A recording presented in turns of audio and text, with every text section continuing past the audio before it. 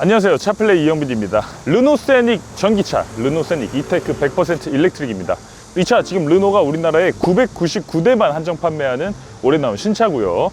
지금 서울시 기준으로 보조금을 받고 나면 실 구매 가격이 4,600만 원대. 그러면서 주행거리도 넉넉해서 지금 1회 충전 주행 가는 거리가 460km로 인증을 받았다고 하거든요. 실제로 어느 정도 주행할 수 있는지 살펴보고요. 주행하는 느낌은 어떤지 이런 것들도 꼼꼼히 살펴보도록 하겠습니다. 르노 세닉 이테크 100% 일렉트릭 시승기 끝까지 함께 하시죠.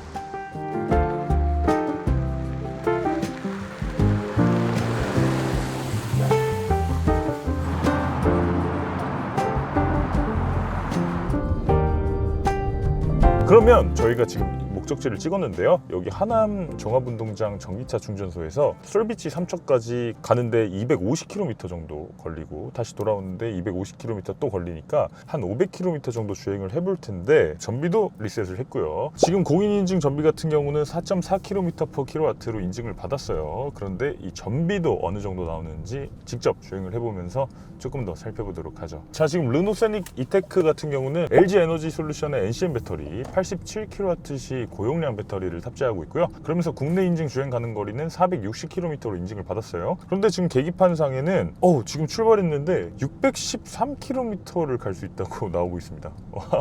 그러면 지금 국내 인증을 받은 거리보다 150km 이상 더 멀리 갈 수 있다는 얘기거든요. 와, 이런 것들 진짜 가능할까? 그렇다고 저희가 주행 거리를 뭐 길게 뽑기 위해서 에코 모드로 주행을 한다든지 정말 가속 페달을 전비 주행을 위해서 낙엽 밟듯이 살살 밟는다든지 이런 행동을 해서는 안 되겠죠. 이 주행 모드 같은 경우도 일반적인 컴포트 모드로 놔두도록 하고요. 요즘 좀 덥잖아요. 그러니까 에어컨 같은 경우도 20도로 맞춰 놓도록 하겠습니다. 그리고 고속도로에 올라가서는 뭐 낮은 속도로 주행할 필요 없이 제한 속도에 맞게끔 충분히 가속을 해서 주행을 해보도록 하겠습니다. 고속도로에 들어왔으니까 이 운전자 보조 시스템 수준부터 살펴보도록 하죠. 이 르노 세닉은 별도의 버튼을 눌러서 이 운전자 보조 시스템을 켜는 방식은 아닙니다. 이 셋 버튼만 위로 올리면 이 바로 속도를 조절할 수 있고 바로 작동이 됩니다. 내가 핸들에 손을 얹고 있다는 걸 차가 인식하는 정전식 핸들을 기본적으로 갖추고 있고요. 지금 차선 중앙 유지 같은 경우도 굉장히 안정적으로 이 차선의 중앙에 잘 유지할 수 있도록 이런 식으로 만들어 놓고 있습니다.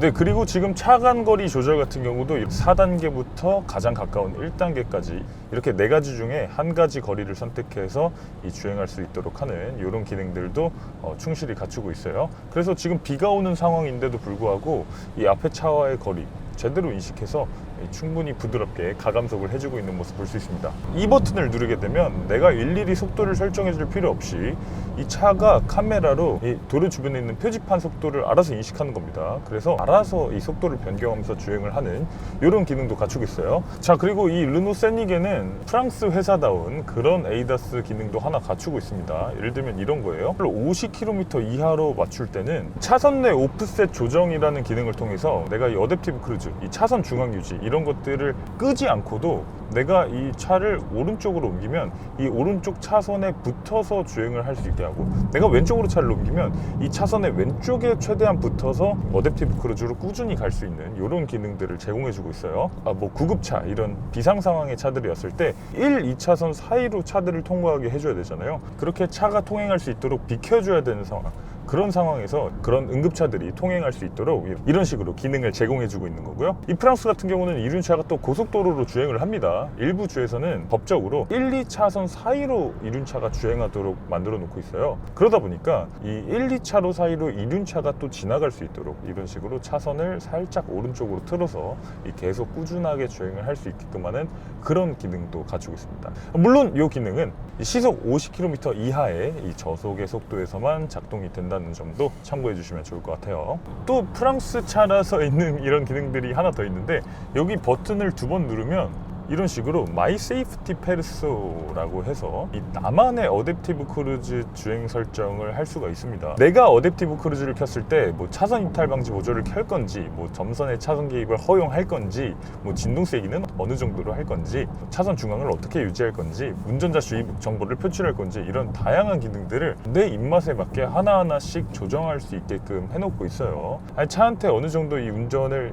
맡겨놓은 상황에서 뭐 이런 것까지 다 개인화를 해야 되나 라는 생각이 들기도 하지만, 이 개개인에 맞는 그런 맞춤화, 개인화 이런 것들이 굉장히 중요한 나라이기 때문에 어댑티브 크루즈의 이런 다양한 기능들도 알아서 세세하게 조절할 수 있게끔 그렇게 만들어 놓고 있는 것도 볼 수 있네요. 그런데 여기에 정말 핵심적으로 들어가야 될 부분은 이 가감속을 얼마나 부드럽게 할 거냐. 이 앞차가 만약에 내 앞에서 쏙 빠졌을 때 빠르게 가속할 거냐 아니면 부드럽게 가속할 거냐, 이런 것도 조절할 수 있다면 더 좋았겠지만 뭐 그런 기능들은 없지만, 그럼에도 불구하고 이런 식으로 나만의 ADAS를 설정할 수 있다는 거, 이런 것들은 굉장히 좋게 느껴지기도 합니다. 네, 운전자 보조 시스템에서도 르노 굉장히 섬세했지만 저는 사실 이런 부분도 굉장히 섬세한 것 같아요. 이 회생제동인데요, 이 르노 같은 경우는 이 개인이 원하는 회생제동 감도가 다 다르다고 생각을 하는 겁니다. 그래서 그 사람에 딱 맞는 회생제동 감도를 제공해 주기 위해서 이런 식으로 이 회생제동 단계를 무려 5단계로까지 나눠 놓은 걸 볼 수 있네요.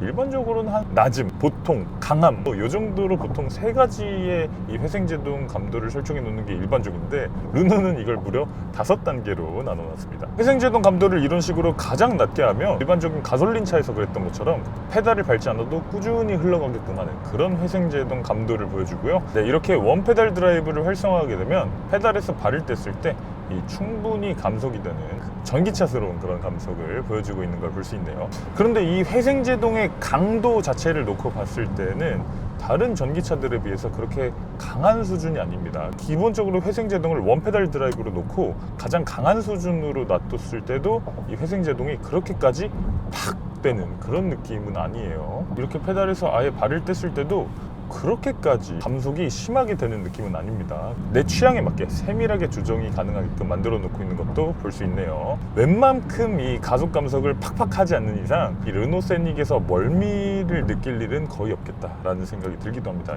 가솔린 차에서 전기차로 처음 넘어오시는 분들한테 르노 세닉은 뭔가 전기차만의 그런 주행 특성을 따로 공부하고 따로 습득할 필요 없이 그대로 자연스럽게 적응할 수 있다는 점에서 아주 좋게 느껴지기도 하네요. 자, 그리고 지금 드라이브 모드 같은 경우는 컴포트, 에코, 스포츠, 페르소 이 개인화 모드까지 4가지 모드 중에 하나를 선택할 수 있도록 만들고 있어요. 그래서 컴포트 모드는 편안하게 주행을 할 수 있는 모드고요. 에코 모드 같은 경우는 가장 경제적으로 주행할 수 있는 모드, 그리고 스포츠 모드 같은 경우는 이 차의 최고 출력을 맛볼 수 있는 모드고요. 이 페르소 모드는 이 핸들링 특성은 어떻게 할 건지, 가속감 특성은 어떻게 할 건지 이런 것들을 설정할 수 있는 개인화 모드입니다. 그러면 이 차의 가속력을 알아보기 위해서 한번 이 스포츠 모드로 두고 가속을 한번 해보도록 하죠. 네, 이런 느낌이에요. 가속력 자체가 그렇게까지 짜릿하고 다이내믹하고 이런 느낌은 아니긴 하죠. 근데 르노 세닉 이테크는 전륜에 218마력짜리 모터를 하나 갖추고 있습니다. 넉넉하다고 말씀드릴 수는 없지만 그럼에도 불구하고 이렇게 고속도로에서 추월을 하는 상황이라든지 가속이 필요한 상황에서는 뭐 부족함은 없는, 그냥 딱 맞는 그런 출력을 갖추고 있다고 말씀드릴 수 있을 것 같아요. 추월 가속 해보도록 하죠. 네, 이런 식으로 이 추월을 할 때도 뭐 부족함 없이 시원시원하게 잘 추월해주는, 이 차에 그냥 딱 알맞는 전기 모터가 들어가 있네요.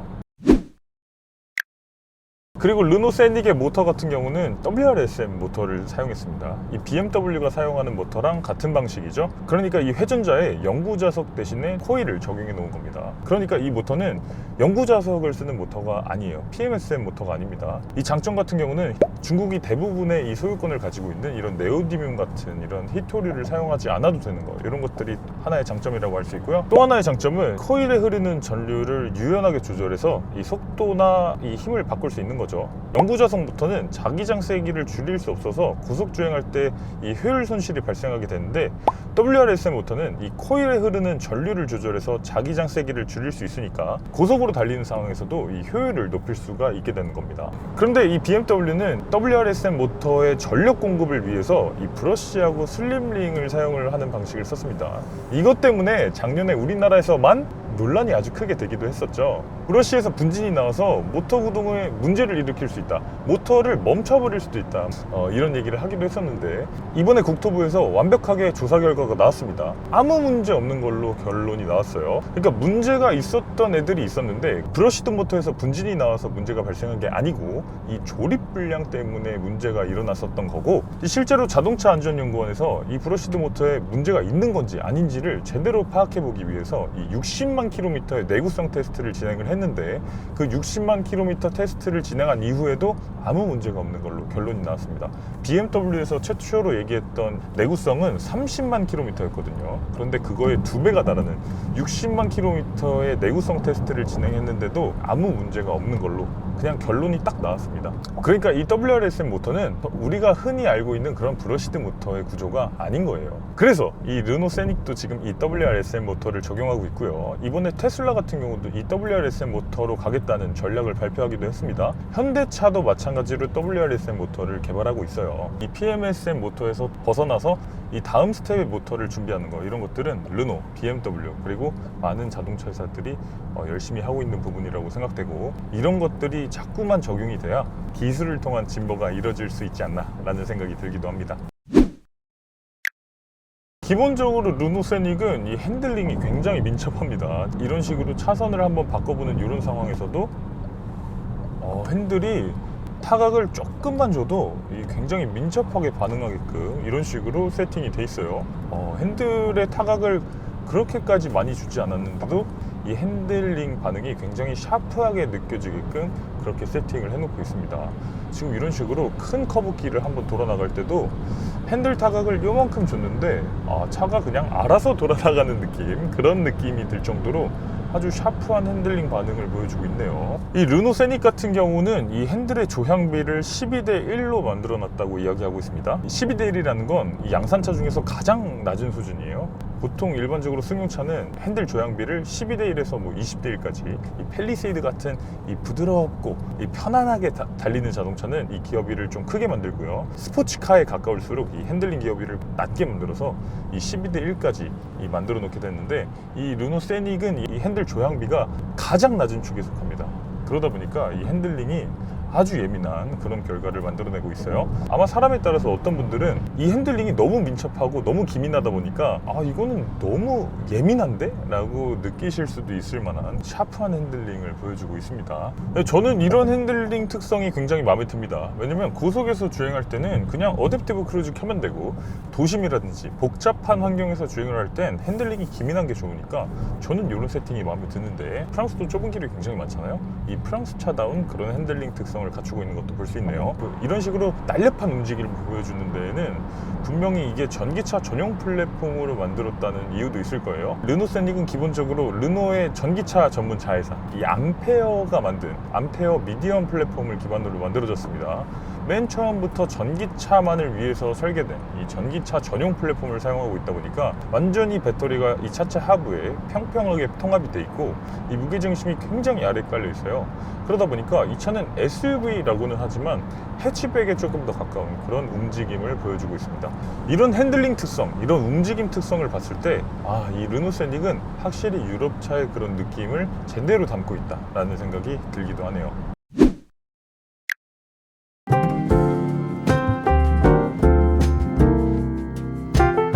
이렇게 강원도 삼척 해변까지 도착을 했습니다.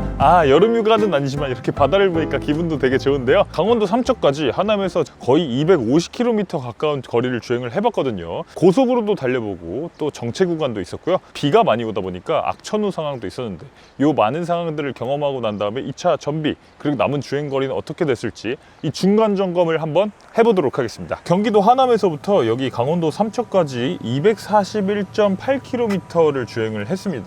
지금 전비는 6.4km/kWh가 나왔어요. 그러니까 지금 공인 전비가 4.4km/kWh로 인증을 받았는데, 그것보다 무려 2km/kWh나 훌륭하게 나온 모습을 살펴볼 수 있었고요. 배터리 54% 남았고, 그리고 지금 주행 가능한 거리는 340km나 남았다고 나오네요. 지금 그러면 단순 계산을 해보면 240 더하기 340, 580km를 주행할 수 있다는 건데, 이 정도면 인증받은 주행거리보다 120km나 더 갈 수 있다는 거거든요. 어쨌든 지금 여기서 끝이 아니고 다시 하남으로 돌아가 보면서 얼마나 더 주행할 수 있는지 이런 것들 살펴보도록 하고요.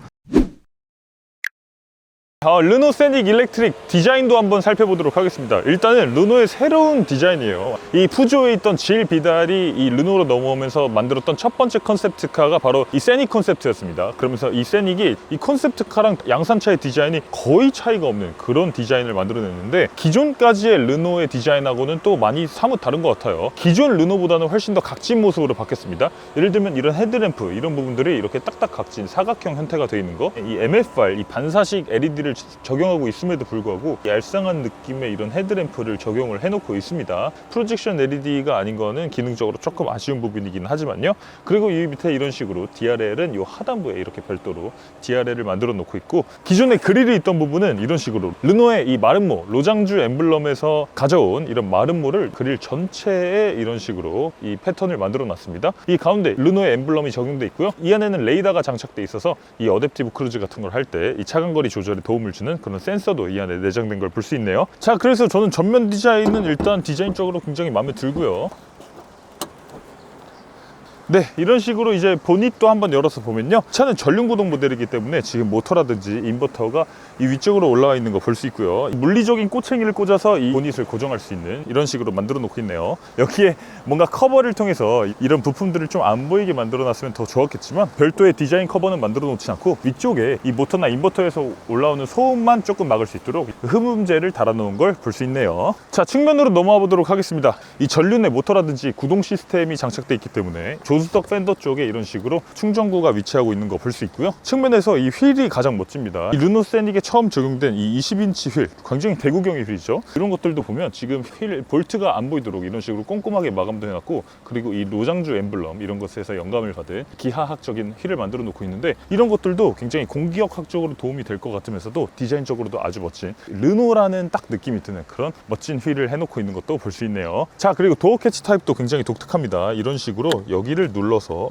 이 밖을 빼내서 여는 이런 식으로 구성이 되어 있는 이런 히든 타입 도어 캐치를 적용해 놓고 있어요. 이런 식으로 언락을 하면 팝업이 되는 도어 캐치를 갖추고 있고요. 이게 들어간 상황에서도 이 뒤쪽을 눌러서 이걸 당겨서 열면 되는 이런 식의 도어 캐치를 적용해 놓고 있는 것도 볼 수 있네요. 이 측면 디자인 같은 경우는 과감한 캐릭터 라인 없이 이런 부분들을 곡선으로 기존 르노처럼 예쁘게 부풀려 놓고 있어서 아주 편안한 느낌을 주고 있는 것도 특징입니다. 자, 후면으로 넘어가 보면요, 후면 디자인도 진짜 예쁩니다. 이 차는 지금 소형 SUV라고 이야기를 하고 있습니다. 그런데 지금 후면의 디자인을 놓고 봤을 때는 기존 유럽에서 우리가 많이 보던 그런 해치백의 느낌을 가지고 있는 것 같아요. 이 뒷모습은 지금 나와 있는 소형 SUV 중에서 디자인적으로는 가장 예쁘지 않나 라는 생각이 드는 그런 뒷모습을 가지고 있네요. 굉장히 품질이 좋고 색깔도 예쁜 후면 DRL을 갖추고 있는 거 볼 수 있고요. 깜빡이를 켜면 방향지시등으로 바뀌면서 이렇게 시퀀셜 타입으로 스르륵 스르륵 이 램프가 작동되는 걸 볼 수 있습니다. 그래서 저는 이 램프가 품질도 너무 좋고 디자인도 너무 예뻐서 세닉 진짜 매력있다, 이 뒤따라가면서 봐도 정말 예쁘다 이런 생각이 들기도 합니다. 자, 트렁크 공간도 한번 보도록 하겠습니다. 전동 트렁크가 적용이 돼 있고요. 이런 식으로 러기지 스크린 같은 것도 갖추고 있는 거 볼 수 있어요. 이 트렁크에 어떤 짐을 넣더라도 짐의 먼지라든지 아니면 짐이 혹여나 이 승객석 안쪽으로 들어가지 않도록 하는, 그리고 밖에서 봤을 때도 이 트렁크 안에 물건들이 보이지 않도록 하는 이런 러기지 스크린을 갖추고 있는 거 볼 수 있고요. 이 설치도 굉장히 편리하게 이런 식으로 꼼꼼하게 누구나 쉽게 걸어서 사용할 수 있도록 이렇게 만들어 놓고 있는 것도 볼 수 있네요. 지금 트렁크 공간 같은 경우는 생각보다 꽤 깊습니다. 지금 봤을 때는 중형 캐리어 4개 정도 쌓아서 넣을 수 있는 정도의 훌륭한 트렁크 공간을 보여주고 있네요. 그리고 지금 이 트렁크 아래쪽으로 별도의 공간이 조금 더 있어서 이런 부분들에 조금 더 짐을 실을 수 있도록 이렇게 만들어 놓은 것도 볼 수 있네요. 일단 이 차는 이 크기가 니로 EV보다 살짝 더 큰 크기의 자동차예요. 그래서 2열에 들어왔을 때 느낌은 생각보다 공간이 괜찮습니다. 전기차 전용으로 만들어진 자동차들은 기존에 전기차 겸용으로 만들어진 자동차라든지 그런 자동차들보다 훨씬 더 이 실내 공간감에서 유리하게 됩니다. 그래서 지금 무릎 공간 같은 경우도 굉장히 여유 있는 그런 모습을 보여주고 있고요. 지금 헤드룸 공간 같은 경우도 충분히 넉넉해서 완전 편안하게 탈 수는 없겠지만, 이 정도면 웬만한 4인 가족도 충분히 패밀리카로 활용할 수 있을 만한 그런 2열 공간을 보여주고 있네요. 생각보다 공간이 널널합니다. 제가 키가 185cm잖아요. 저 같은 자녀가 있어도 이 차 타고 여행을 갈 수 있을 만한 그런 넉넉한 공간을 보여주고 있네요. 중간 시트를 폴딩해서 이런 식으로 스키스루로 활용을 할 수가 있습니다. 스키라든지 긴 짐을 실었을 때 이런 식으로 실을 수 있는 이런 스키스루를 제공해 주고 있고요. 트렁크에서 뭔가 짐을 이렇게 꺼낼 때도 이 중간 시트를 접어서 이런 식으로 빼내면 되는 이 4대2대4 시트 폴딩을 보여주고 있네요. 그리고 또 암레스트 같은 경우도 이런 식으로 별도로 있는데요. 그리고 열면 이런 것들이 있습니다. 이렇게 핸드폰이라든지 아니면 태블릿이라든지 이런 것들을 거치해서 쓸 수 있도록 이런 식으로 만들었다는 겁니다. 그래서 이거를 인지니어스 암레스트라고 이야기하는데 뭐 나름 똑똑한 기능이라는 생각이 들기도 합니다. 자, 그리고 2열에서 저는 가장 마음에 드는 부분 중에 하나가 바로 이 글래스 루프예요. 이거 2열에서 봤을 때 개방감도 상당히 좋지만 이렇게 이런 식으로 이 썬루프를 완전히 닫는 것 같은 이런 효과를 줄 수도 있습니다. 이렇게 절반만 닫을 수도 있고요. 한 번 더 누르면 이 2열까지 완전히 이런 식으로 불투명해지는 이런 글래스 루프를 갖추고 있어서 뿌옇게도 처리가 가능하고요. 아니면 완전히 이런 식으로 풀어서 햇빛이라든지 이 위에 경치라든지 이런 것들을 볼 수 있도록 완전히 투명하게 만들 수도 있는 이런 글라스 루프를 갖추고 있어요. 프랑스의 생고방 유리하고 르노하고 협업해서 만든 그런 글래스라고 하는데 이런 것들 기능적으로도 좋고 또 개방감적으로도 굉장히 좋아서 아주 훌륭한 글래스 루프가 들어왔다는 생각이 들기도 하네요. 이런 것들은 우리나라 차들도 좀 들어왔으면 좋겠고 앞으로 그랑콜레우스도 이제 곧 연식 변경 모델이 나오면서 이 썬루프 적용한 모델이 나오게 되거든요. 그 그랑콜레우스에도 이런 식의 썬루프가 들어가면 참 좋지 않을까라는 생각을 해보게 됩니다. 일단 1열에 들어왔을 때 이 르노가 강조하는 것 중에 하나는 르노 세닉에 가죽을 하나도 쓰지 않았다는 거예요. 완전히 100% 인공 패브릭, 재활용 소재만을 사용해서 이 인테리어를 꾸몄다고 하는데요. 재활용 소재 사용하는 거 좋은데 우리가 어쨌든 재활용도 좀 멋있게 해야 되지 않습니까? 실제로 손을 댔을 때 또 아니면 이런 부분들을 만졌을 때 감성적으로 만족을 시켜줄 수 있는가 이런 것들을 또 중요하게 살펴봐야 될 텐데 일단은 반반입니다. 예를 들면 이런 식으로 헤드라이너 이런 부분들을 직물로 해놓은 거 이런 것들은 소재 대비해서 훨씬 더 좋은 느낌이 들고 방 안에 들어온 이런 느낌이 들어서 이런 부분은 굉장히 만족스럽다는 생각이 드는데 반대로 이런 암레스트의 이런 인조가죽을 보면 이건 너무 예전에 쓰던 이런 인조가죽 같은 느낌이 딱 들어서 이런 것들은 약간 마음이 상하기도 합니다. 그리고 이 암레스트뿐만 아니라 이 대시보드 쪽에도 또 이런 인조가죽 감싸기를 해놓고 있는데 인조가죽이어도 인조가죽인 티가 안 나면 좋겠는데 이건 인조가죽인 티가 그냥 멀리서 봐도 느껴지는 그런 인조가죽을 갖추고 있어서 이런 부분들은 조금만 더 신경 써주지 하고 아쉬운 느낌이 들기도 하고요. 요즘 현대기아도 그렇고 사실 인조가죽을 많이 쓰고 재활용 소재 많이 쓰지만 이게 인조가죽인지 아닌지 아리까리하게끔 굉장히 이걸 신경 써서 만드는데 이 르노 세닉에 있는 이 플라스틱이나 이 인조가죽의 느낌은 아직까지 확실히 인조가죽이라는 느낌을 주고 있어서 이런 부분들은 조금 아쉽게 느껴지기는 합니다. 그럼에도 불구하고 이 핸들림에 적용된 이런 인조가죽 이런 소재는 또 마음에 들어서 내가 손을 항상 쥐고 있는 이 핸들만큼은 그래도 최대한 신경을 쓰는 소재를 사용했다라는 것도 알 수 있어요. 이 소재를 이런 데다가 다 적용시켜줬으면 훨씬 더 만족스러웠을 것 같습니다. 자, 그리고 지금 1열에서 또 중요하게 살펴봐야 될 것 중에 하나는 이 디스플레이입니다. 이 계기판 디스플레이 그리고 이 센터 디스플레이가 둘 다 똑같이 12인치 디스플레이가 적용됐어요. 그래서 이 계기판 같은 경우는 사실 가로형 디스플레이여도 괜찮지만 센터 디스플레이 같은 경우는 이 세로로 충분히 넓어야 내비게이션이라든지 뭐 다양한 것들을 할 때 훨씬 더 도움이 되잖아요. 디스플레이를 여러 개 장착한 것 같은 효과를 줄 수 있으니까 이 세로형 디스플레이가 조금 더 실용적이다 라고 이야기할 수 있는데 이 르노 역시 이런 식으로 큰 면적의 세로형 디스플레이를 장착해 놓고 있어서 비록 12인치라고는 이야기하지만 12인치 디스플레이 2개를 장착해 놓은 정도로 굉장히 큼직한 그런 디스플레이 면적을 보여주고 있네요. 물론 여기서 아쉬운 부분도 있는데 르노의 인포테인먼트 시스템이 들어오지 못하고 애플 카플레이하고 안드로이드 오토만 적용할 수 있도록 이런 식으로 만들어 놨어요. 이 디스플레이가 굉장히 큼직하지만 이 안에서 실제로 뭔가 엔터테인먼트를 즐기거나 할 수는 없다. 이런 것들은 좀 아쉬운 부분으로 느껴지기도 하고요. 사실 그랑콜레우스의 그 인포테인먼트 시스템을 만들면서 그 안에 스팀앱도 내장돼 있고 뭐 플로도 내장돼 있고 또 웹서핑도 할 수 있고 영화도 볼 수 있고 이렇게 다양한 것들을 할 수 있는 이 한국에 딱 맞는 그런 시스템을 만들어 놨는데 이 세닉에서 그런 것들을 즐길 수 없는 것들은 조금 아쉽게 느껴지기도 합니다. 그럼에도 불구하고 이 안드로이드 오토나 카플레이 같은 경우 모두 다 무선으로 연결할 수 있도록 지원을 해주고 있어서 나중에 추후에 업데이트를 통해서 그 그랑콜레우스에서 할 수 있었던 그런 웹서핑 기능들이라든지 다양한 엔터테인먼트 기능을 사용할 수 있게 되면 좋겠네요. 자, 그럼 음악도 한번 들어보도록 하겠습니다. 네, 이 정도의 사운드를 보여주고 있습니다. 르노 세닉은 하만 카돈 사운드 시스템을 갖추고 있어요. 이쪽에 고음역대 트위터 2개, 중음역대 우퍼 2개 이런 걸 1열, 2열 똑같이 8개 갖추고 있고요. 여기에 서브우퍼를 별도로 갖추고 있어서 총 9개의 스피커를 갖추고 있습니다. 이 차급에는 딱 맞는 정도의 스피커 개수라고 할 수 있는데 이 사운드에 있어서는 그렇게까지 엄청나게 뛰어나다라고 말할 정도의 사운드 시스템은 아닌데요. 그럼에도 불구하고 일상적으로 듣는 데는 무리 없다라는 정도의 그냥 무난한 스피커를 갖추고 있는 걸 볼 수 있네요. 그런데 르노는 또 이런 것들이 됩니다. 여기 보면 여기 막대가 있잖아요. 그래서 이런 식으로 이 음량을 키우고 줄이고 이런 것들을 이 핸들 뒤쪽에 있는 버튼을 통해서 이런 식으로 할 수 있고요. 또 이 뒤에 다이얼이 있습니다. 다이얼만 돌려서 음악을 바로바로 다음 곡으로 넘길 수 있는 이런 것도 제공해 주고 있어요. 르노에 조금 생소하신 분들은 아니 이게 무슨 말이 돼? 엄청 불편해 보이는데? 라고 하시는데 실제로 르노 오너분들은 이거 익숙하게 사용하시면서 굉장히 편하다고 이야기하시는 부분입니다. 그런데 이게 운전자 입장에서는 되게 편한데 이게 조수석에 있는 사람이 음량을 조절할 때는 이 버튼을 눌러서 이런 식으로 따다다다닥 터치를 통해서 뭐 이렇게도 안 되거든요. 굳이 이렇게 터치해서 음량을 조절해야 되는 이런 시스템을 갖추고 있는데 이렇게 디스플레이 베젤 부분에 아니면 이 중간 부분에 이런 식으로 다이얼을 그냥 하나 만들어 놔서 여기서 음량을 쉽게 조절할 수 있도록 했으면 어땠을까 라는 생각이 들긴 하는데 어쨌든 그런 것들은 적용되지 않아서 조금 아쉽게 느껴지긴 합니다. 자, 그리고 또 아쉬운 점이라고 한다면 운전자 같은 경우는 시트 포지션을 바꿀 일이 잘 없습니다. 항상 같은 운전자가 탑승을 하게 되기 때문에 이 조수석의 시트를 옮기게 되면요 매번 이런 식으로 이 메모리 시트 위치가 변경되었습니다. 저장하시겠습니까? 이 알림이 계속 떠요. 이 조수석에 앉은 승객은 뭐 툭 하면 시트 포지션을 바꿀 수 있잖아요. 이걸 할 때마다 이 디스플레이에 이 경고가 뜹니다. 그래서 매번 번거롭게 이걸 아니오를 눌러줘야 되는 이런 번거로움이 있는데 이게 문제가 내비게이션 경로 안내를 해놓고 내가 지금 여기서 빠져나가야 되는데 여기서 조수석 승객이 시트를 딱 조절하면 이 디스플레이에 이런 식으로 알림이 나오면서 내가 지금 여기서 빠져나가야 되는데 이 내비게이션 안내를 무시하고 알림이 떠버리니까 지금 길을 헷갈려 버릴 수 있는 이런 문제가 있거든요. 이런 부분은 굳이 이렇게 알림으로 보여줘야 됐을까라는 생각이 들기는 합니다.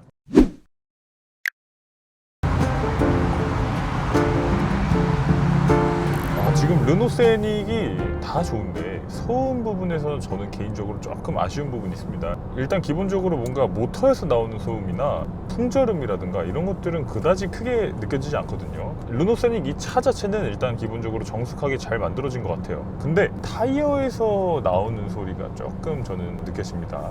그러니까 이 차는 굉장히 특이하게 이 순정 타이어로 미쉐린의 크로스 클라이밋2 SUV 올웨더 타이어를 장착을 해놓고 있거든요. 크로스 클라이밋2 SUV 이 타이어의 패턴을 보시면 이런 식으로 V자 패턴으로 생겼어요. 거의 윈터 타이어에 가까운 과감한 패턴이 삽입이 돼 있습니다. 배수 성능이나 이런 눈길 성능을 충분히 확보한 그런 타이어라고 할 수 있는데 한 가지 아쉬운 점이라고 말할 만한 부분은 일반적으로 이렇게 도로를 꾸준히 주행할 때 이 소음이 좀 들어온다는 게 있어요. 기본적으로 이 일정한 V자 패턴이 연속적으로 쭉 이어져 있는 이런 디자인의 타이어이기 때문에 노면에서 계속 반복해서 같은 소리가 구르르르르르 이렇게 계속 들리는 이런 느낌의 소음이 살짝 타이어에서 올라오고요.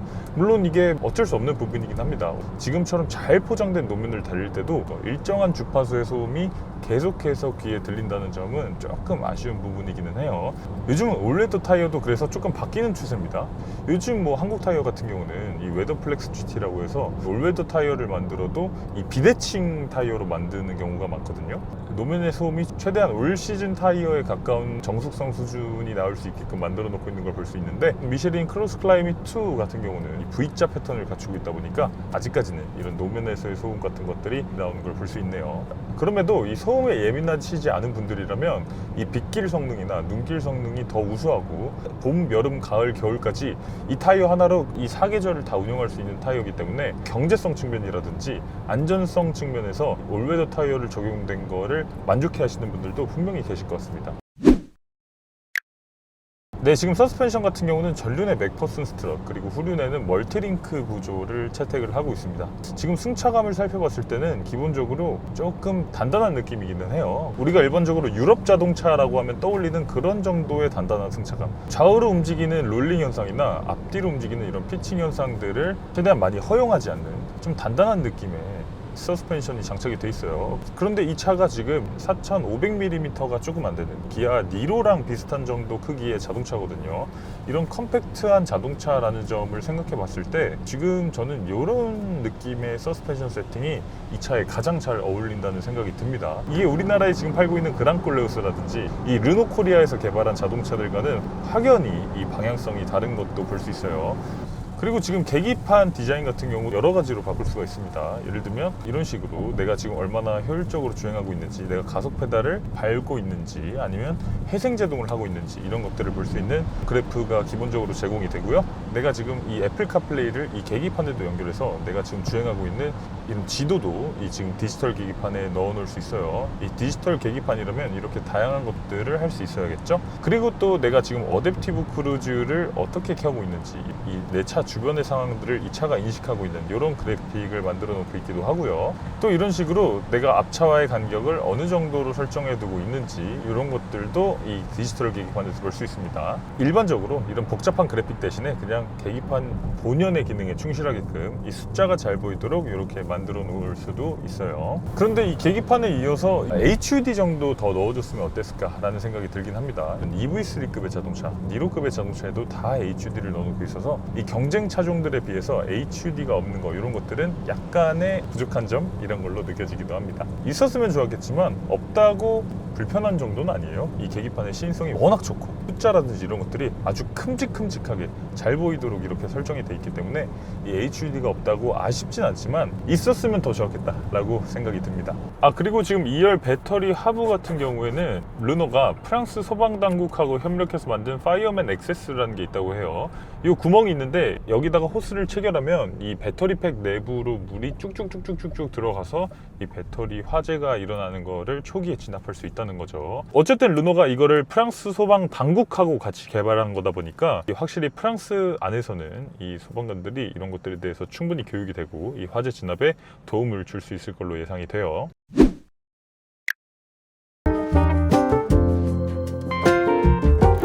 이렇게 다시 처음에 출발했던 하남 종합운동장 주차장 이 전기차 충전소까지 도착했습니다. 자, 그러면 최종적으로 얼마나 주행을 했는지 한번 결산을 내보도록 할게요. 총 주행한 거리는 495.7km, 그러니까 거의 496km를 주행을 했습니다. 평균 속도 64.8km로 빠른 속도로 주행을 했고요. 정차해 있던 시간이라든지 시내에서 주행했던 시간, 이런 것들을 더해보면 굉장히 빠른 속도로 주행을 했고요. 에코스코어는 82점. 제가 꽤 잘 주행을 했네요. 가속도 속도는 3점 반. 페달은 제가 꽤 페달링을 잘했나봐요. 5점 만점. 속도에 대한 개선이 필요합니다. 저희가 이 정도로 굉장히 빠른 속도로 주행을 했다는 거예요. 오늘 정말 거짓 없이 진짜 솔직하게 전비를 보여드리기 위해서 컴포트 모드로 놓고 가속을 맘대로 했고요. 그리고 또 에어컨 같은 경우도 20도로 꾸준히 달렸습니다. 굉장히 효율성과는 거리가 먼 주행을 했음에도 불구하고 이렇게 좋은 스코어가 나온 걸 볼 수 있고요. 평균 전비는 6.4km/kWh가 나왔습니다. 와, 국내 인증받은 이 전비는 4.4km/kWh였는데 저희가 실제로 주행해 봤을 때는 6.4km/kWh로 이 실전비는 훨씬 더 좋은 모습이 나오는 걸 볼 수 있어요. 자, 그래서 남은 배터리는 5%입니다. 와, 저희 정말 배터리 완전히 다 썼고요. 지금 배터리 5% 남고 저희가 496km 정도를 주행했으니까 이걸 계산해보면 남은 5% 배터리로 주행할 수 있는 거리는 대략 20km 정도. 이 차를 여러분들이 실제로 주행할 때 1회 충전 주행거리, 실 주행 가는 거리는 아마 510km 내지 520km 가까이는 누구나 쉽게 그 정도의 주행거리를 뽑을 수 있다라고 생각이 됩니다. 네, 이렇게 오늘 세닉 이테크 일렉트릭을 시승해 봤는데요. 아직 국내 출시 가격은 정확하게 공지되지 않았지만 아마도 이 서울시 기준으로 보조금까지 다 받고 나면 4,600만 원대에서 가격이 시작할 거라고 해요. 야, 4,600만 원대 가격 시작이면 이 프랑스보다 우리나라가 2천만 원 정도 저렴한 가격입니다. 디자인 일단 예쁘고 그리고 효율성 엄청나게 좋고 이런 것들을 생각해보면 저는 정말 오랜만에 진짜 갖고 싶은 그런 전기차가 나왔다라는 생각이 듭니다. 지금 이거 국내 999대만 한정 판매한다고 하니까 이 차에 관심이 있으신 분들은 빨리 르노코리아 대리점에 연락을 해보시는 게 좋을 것 같아요. 오늘 차플레이 여기서 인사드리겠습니다. 이영빈이었습니다. 감사합니다.